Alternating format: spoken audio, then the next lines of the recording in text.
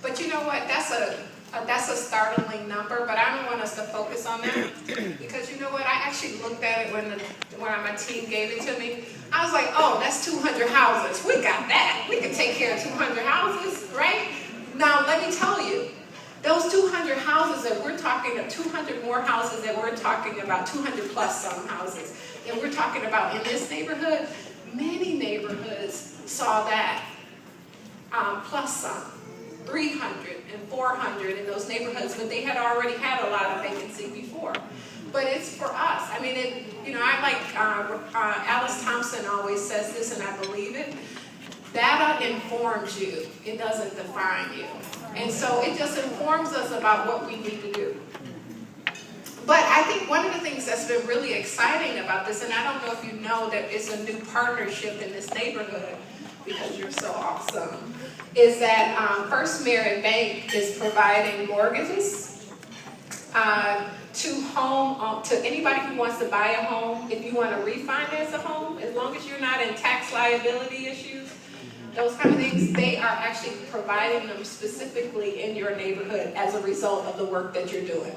So I had to tell them, they asked me, where could I go? Where should I go?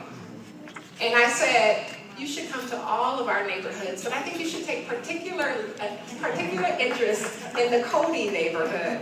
And so they come, and they're going to offer all kinds of interesting projects, like how to run a house, how to repair homes, how to start saving if you have tax liability. And they even have some tools if you do have some taxes on your homes, and you know how it kind of adds up every year. As long as you're not in kind of like a foreclosure process, they will actually help you figure out how you refinance that so you keep your home. Now that's an amazing thing, right? No, I mean, if you got a job, basically, if you got income coming in, they want to help you. So it's not the same kind of rigor you would see from other banks. And that's an important thing. So the last thing is, he who does not know one thing knows another.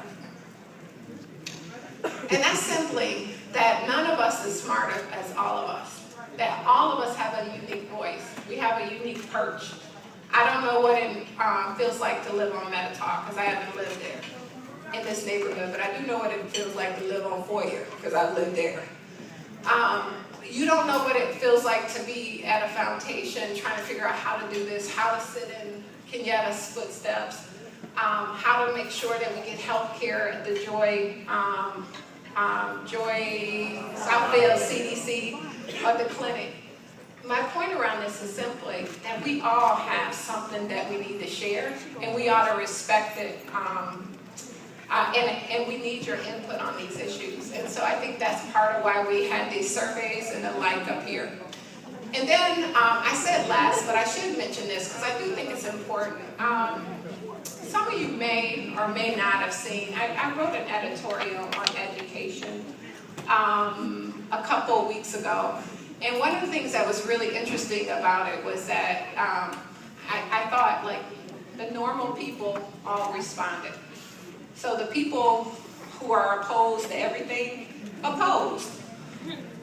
The people who wanted change, supported. And that's not to divide and push people into camps, but it was the normal response. And all I simply said was this. We know that despite the improvements that we're seeing in education, we got to do better. Simply because our kids deserve better. And I'm sick of living in mediocrity because that's what we've always had. I just refuse to. Our kids deserve better than this. And we have to, and while we're trying to decide what's better, you know, it's more charters, more this, more cuts at DPS, everything is falling apart. And we got to take a holistic look at what's going on in this city. And we need to fix it. I'm tired of these incremental shifts and changes that doesn't do anything for us. And so I'm trying not to get, I'm starting to get hyped right now. I'm trying to pull it on down. But anyway. And so, so what I was suggesting is that we, and in this thing, he who who does not know one thing knows another. That we, from what we know, and from our particular purchase, we need to start demanding better and telling what we know as our experience. If you can't get your kid to school because there's no transportation, if you can't enroll your child in a school, if you get pushed out because your kid has special needs, because they don't want your child in the school, then we need to start saying it. And we have to not just say it, we got to demand that something is better. And we ought to be demanding that our elected leadership provides some kind of leadership on those issues. I'm not saying they got to run something, but how do we gonna elect the mayor and we're not going to ask him to play a role in helping us figure out a solution? We got to do that. He doesn't have to run it. I think educators need to run schools, but educators got to be supported in that ability to do so. And so, anyway, so if anybody's interested in that conversation, I'm happy to have it with you at any time you want to, and I'm happy to include your voices if there are in support or opposition, because I think that whatever solution comes out of this, it must include your voice. Even if you totally disagree and say, Tonya, I'm calling myself, my husband calls me T. I disagree. I think that's BS. I want to hear it. If you're saying, T, I want to do it, we got to figure out how to make the difference. I need to hear it. And not only do I need to hear it, we need to make sure that people are standing up. We need to have the school board hearing it, because they're our elected officials. We need to hear the mayor hearing it, the council hearing it. I'm tired of people washing their hands and saying it's not their responsibility. When did children not become their responsibility?